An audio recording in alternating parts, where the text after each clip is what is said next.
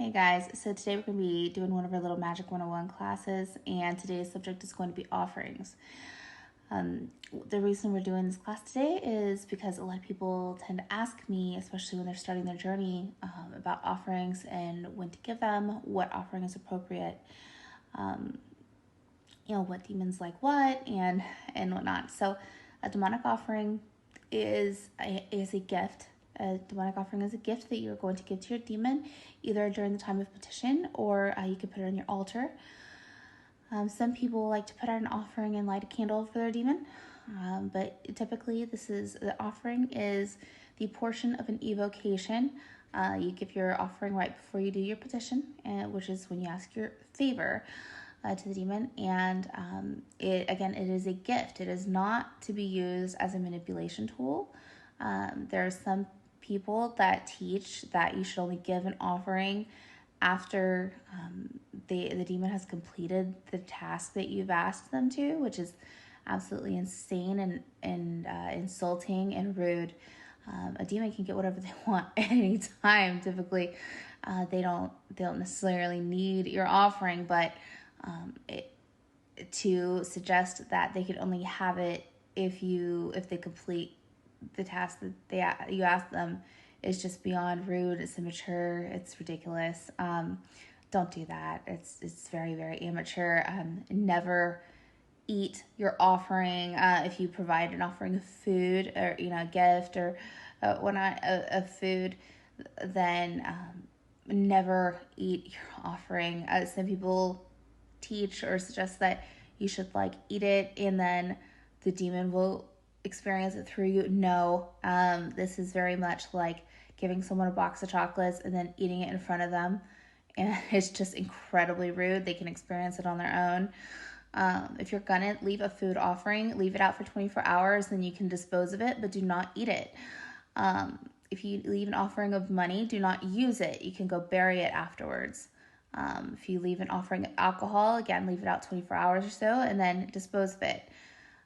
You can leave whatever offerings you give out as long as you want to on their altars. That's your choice. But at least leaving it out 24 hours is important. Do not reuse or regift offerings. Again, picture this as a gift that you'd give anyone else. Do not take them back. As far as taking it away from their altar and using it for another demon is just incredibly rude. Sharing offerings, saying, okay, this is both for you and another demon, is kind of rude as well. I wouldn't do that. Let's see. Just again, make sure that anytime you're giving an offering, that it is just for your demon. So I've already explained that this is a gift, and it's to be given during a petition or in the middle of an evocation, or right before a petition in the middle of an evocation, and or as an altar, or you can light a candle for your demon. Maybe put demonic evocation oil or Lucifer magical ascension oil or something, and leave an offering. It is best to, again, buy the Introduction to Demonic Magick. This is going to be your GPS to get you to your destination, and you do not want to be driving without a map somewhere new. And anyway, make sure that you are well prepared. Your Introduction to Demonic Magick, which you can buy at the Order of Dark Arts, is going to have all of the demons listed. It's going to have their sigils, and it's going to have their preferred offerings as well as specialties in there. There are some demons who don't accept certain offerings, and they get very offended by some. Some will accept sexual offerings, and some will accept blood, and some will not. A sexual offering to the seventh or Kronzon will absolutely piss her off. Blood to certain demons will infuriate them. Don't do that. And if you're wondering blood, well, watch the blood video as far as blood offerings go, and you can learn about that there. In the meantime, if you don't have the book, then I can let you in on a few universal offerings. Universal offerings usually mean different offerings that all of them like. So all of them if you don't have the list yet, they things like pure silver, pure gold. Coins are always a big one. Selenite. Selenite tends to be a big one across all of them. It's a very big conduit for energy, and they all like selenite. Quartz, flowers, like especially for some reason carnations, roses for some of them, but carnations especially, demons tend to really like them. I guess because the bright intense colors. A lot of the demons higher up tend to like things like little puzzles and games, stuff like that. But again, it's really nice and important to do specified offerings. So again, the list is important within the book Introduction to Demonic Magick. You want to get them things that that they would really like and that are unique to them, and that book will have those things in their listing, and that way you can get to know them better. It shows effort, it shows appreciation for them. So make sure you honor them by doing that.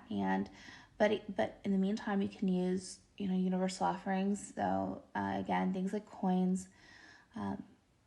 A lot of times alcohol.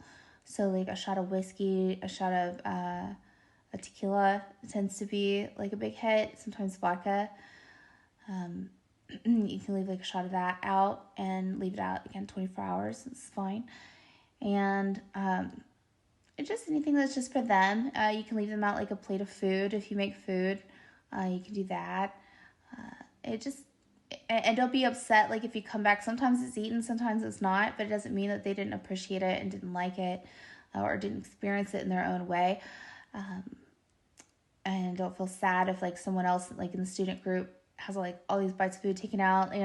Some do that, some don't. It just depends. If you're petitioning a demon like Vorkalor or something, it's more likely than not that the food will be gone. But it just depends on the demon.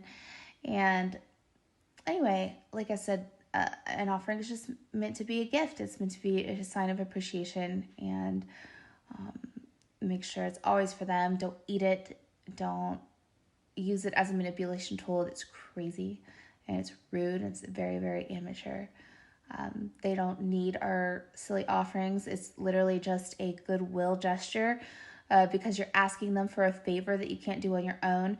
Doing a demonic evocation is basically kind of like praying, for like a Christian's version of praying to God for something to happen. You are asking for divine intervention, and for the divine to work on your behalf, to do something, and their abilities to help you are so much greater than your abilities to give them offerings.